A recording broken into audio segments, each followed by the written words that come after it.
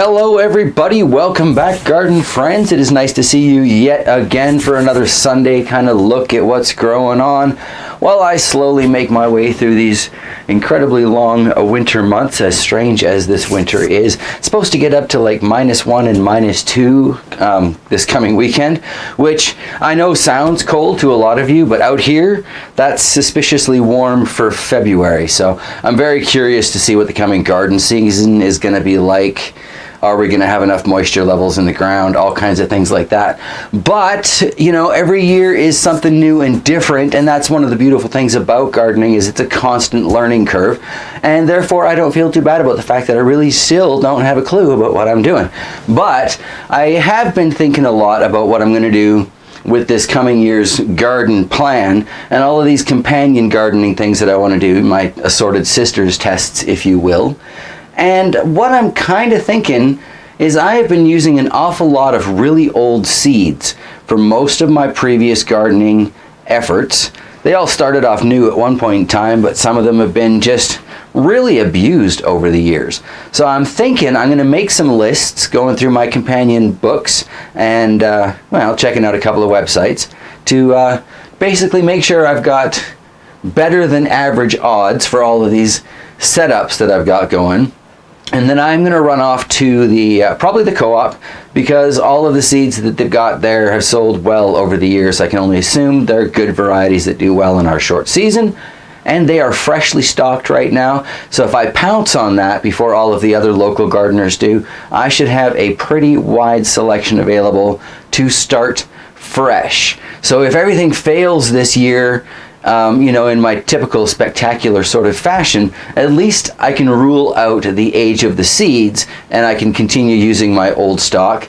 Or, you know, if everything does ridiculously well this year, I can go, well, obviously age of seed does make a huge difference and I need to be more careful with my seed preservation techniques in the future.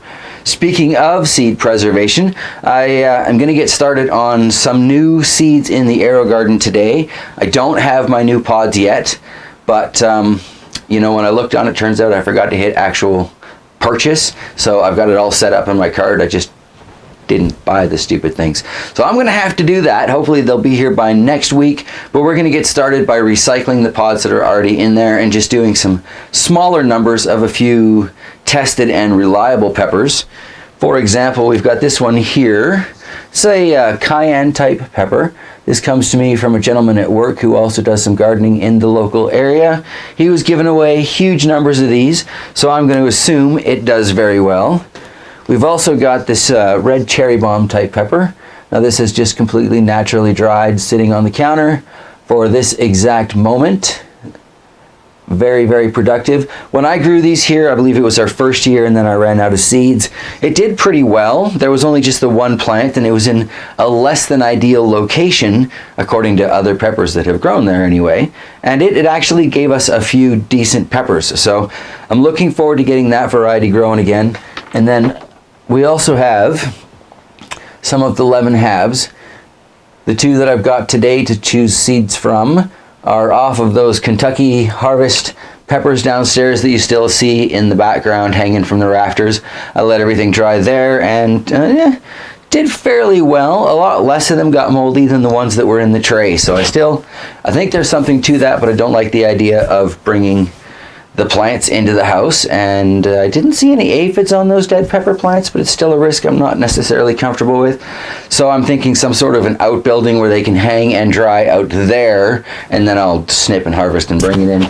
I'm not entirely sure, but whatever. We work with what we've got, and you know, we try and learn what we can. So yes, I did cover the fact that I want to do fresh seeds for this garden. Hopefully I will have gotten all of my I's dotted and T's crossed so I can have those seeds to present next week. And then yeah, we're going to focus next on the AeroGarden. I have to change my drawing here because I have to rearrange the plants that are in there so we can start harvesting up and planting some of these hopefully reliable pepper varieties. Cool. So a little bit of good news that we'll look at in a second here while I was tidying up to get things going. I found a few pods for the AeroGarden. Here we have one of the cherry bomb type peppers. Showing you really quickly all I'm doing to get the seeds out of this thing. Busting it open in a coffee filter, kind of contain the peppery residue, because let's face it, there's no reason I can't use these pepper chunks in a bit of a powder for something downstairs. And then I'll just go through there, and you can quite easily see quite a few very healthy seeds, so should be pretty good to go to plant out of that. I'm going to repeat that with my other 2 pepper varieties here. And then I found these at the dollar store, these nice little vials. I'm going to use these to store the seeds, keep them, you know, hopefully a little bit safer than I've been keeping seeds in the past. Like I say, just going to bust open this cayenne type pepper, and look at that, seeds aplenty. So yeah, I'll get right back to you once again, and we can get some of these things planted. All right, so we've got the cherry bomb.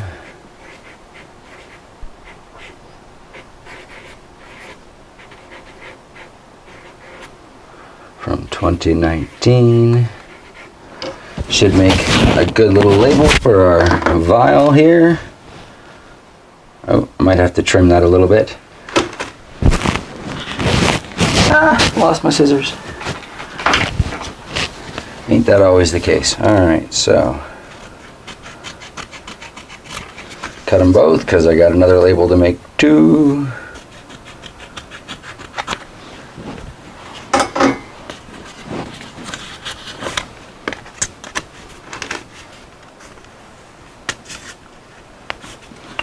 Fairly quick and easy.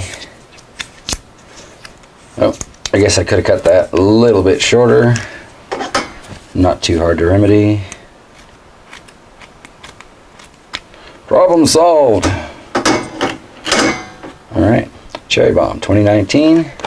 Plant some out, fill some in the vial, good to go. So I am probably overplanting these. I'm going to put 2, maybe even 3 into each of the pods that I plant for these cherry bombs, because they are home saved seeds and they're from a garden that is not mine. So yeah, they could be crossed with any number of things, which is always, I guess, part of the fun of sprouting home saved seeds as well. We're going to do 8 pods with these. Hopefully we'll get a decent sprouting ratio out of these. You know, if all of them sprout, well, great. I'll just select my favorites. Always go for the strongest plant, right? Cut it down to 1 per pod, let it grow out. And then hopefully we can get started on the last run of peppers. I am hoping to get 3 batches out of this AeroGarden for this growing season, which does mean I need to be rather more on top of things than I usually am. That's good. I like a challenge. That works for me.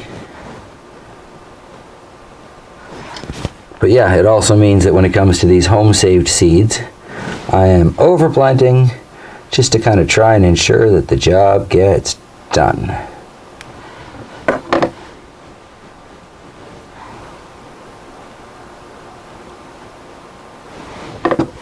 And the rest of these that are in the coffee filter will end up in the vial and hopefully saved in a better, you know, more waterproof type environment.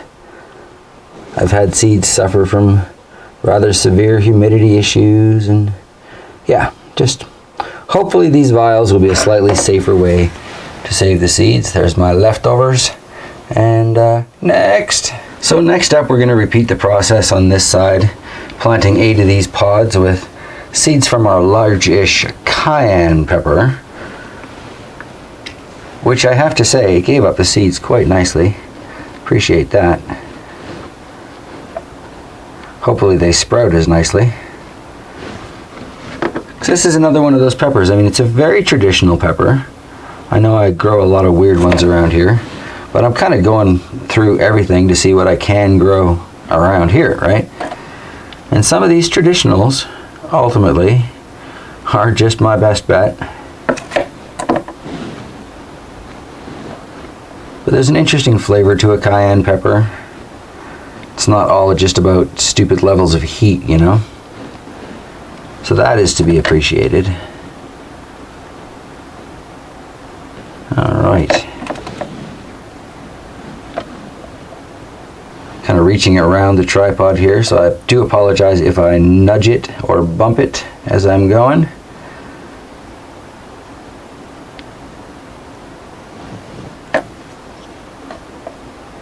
Tuck those in there.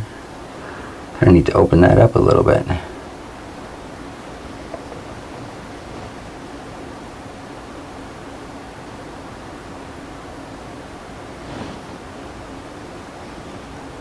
Try and stuff a couple in there, or a few as it turns out.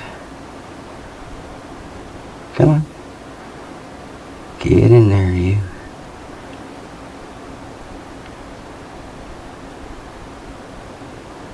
Anywho, I'm going to repeat this process with the center rows for our lemon habaneros.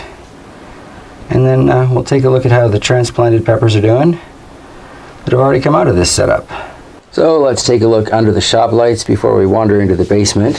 Here we've got the 4 happy transplants. I wasn't expecting to move those out today, but there they are. And then we have the transplants from last week that look to me like they've settled in quite nicely. 5 out of 6 have already put roots into the second cup. Turns out that the 6th one, I hadn't actually cut holes in the bottom, so there's a good pro tip, so-called, for y'all. Make sure your inner cup has been cut. These guys seem to be doing, well, about as expected after their transplants. Things are looking about the same. Kind of was hoping to see some dramatic leaf growth, but it's just not happening yet. As long as they don't straight up die on me, though, I'm a pretty happy bear. And this aloe and oregano thing still seems to be trucking along. Might want to try and get another species in there, see what I can do, but right now the aloe seems to have adjusted to its new life. And actually, we were at the co-op the other day where we bought that particular plant, and it seems it has actually gotten a fair bit bigger, because the ones there are a lot smaller, so we might not have done as much damage to that as I thought. Then we'll look over here in the corner. We got the big old bad brains looking pretty decent, actually, compared to all of these other older plants. This has got the most greens on it, so nothing wrong there. And a couple of spider plants and unidentifiable little tree things in the back there. Pretty much wraps up what's growing on in the bear's den. So from here, we are dungeon bound. As long as those don't look like those by June, I'm a pretty happy guy. Yeah, so down to the dungeon. So down here at the Darwin table, I have actually finally made a few changes. You can see the calanchoes over in a different corner, a little easier to see. And hopefully the hum is not too bad from this. I do have one of the fluorescent lights up over the table because we're probably going to start some tomatoes here in the next few weeks. No maters before March, but you know, February, March. So yeah, probably in the next couple weeks. The neglected spider plants have finally gotten watered. I splashed a lot, hence there's a towel on the table. But you know, there's really quite a few of them there. I might have a bit of an obsession going on there. This sad looking thing is the mini jalapeno. It has recently been transferred, and you know, like most things going out of a hydroponic system into soil, it is unhappy, but it has plenty of water on the standby, and I'm hoping in the next few days it will perk back up. Peppers are pretty resilient. That said, shiny, clean, yay! I tidied up the AeroGarden. We've got just these 2 red Thai type chilies in here now. I don't really see much of an aphid population, but over here, and hopefully you can see it on the camera, I do see a nice open flower. So that's a start. I discovered these little tiny shot glass sized party cups. Cap, like if you press, just give it a firm little press down, they make a perfect cap over this, just like these little domes do.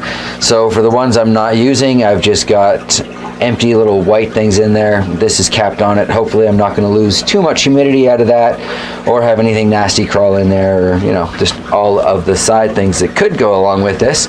A few people have been asking, so the answer is I am using aquaponics water to top this up. I have been for the last few weeks.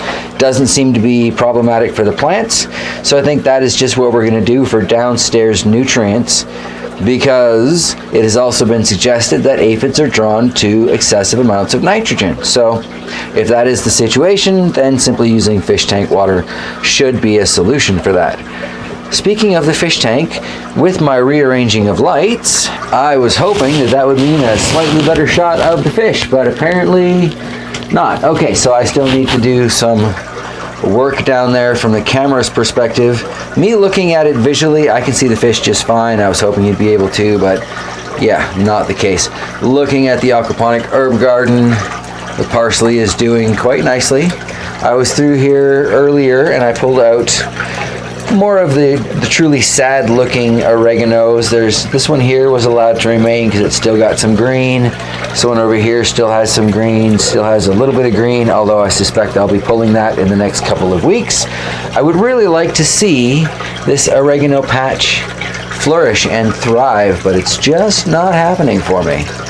Over here in the basil, I'm just now noticing, if we look carefully, it has started to go to flower.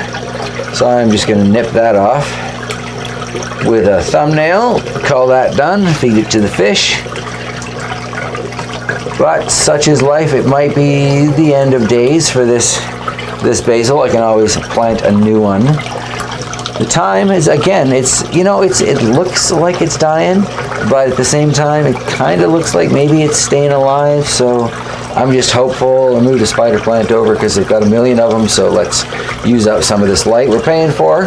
Coffee tree in the back's doing all right. Lemon tree's doing just fine. The mint is, well, it's mint, right? Like I can't stress enough how well this is going to do in almost any aquaponic endeavor. The sage cuttings. These are not looking as great. I mean, that one's a little rough, but I left it. This one, I swear that's new growth coming up in the middle, so I'm very hopeful there. I think there's one just plain missing here. Didn't there used to be one like there? Anyway, this one is obviously growing, so that's fine. And the original sage it all came from, clearly doing just great. And back behind that we have, that's the mint that came from the AeroGarden kit. And it seems to have transferred over fairly well. So looking in the back there, I put one of those 17-watt LEDs. Probably a shelf too high. I can lower that down, I think. But anyway, I put it over to the side to kind of boost up the light we're getting on the mouse melon and the bog mint as we're getting longer days out there. I want to start prepping these things for stronger lights because I don't want the mouse melon to die off like it did last year. It probably will anyway, but I don't want it to.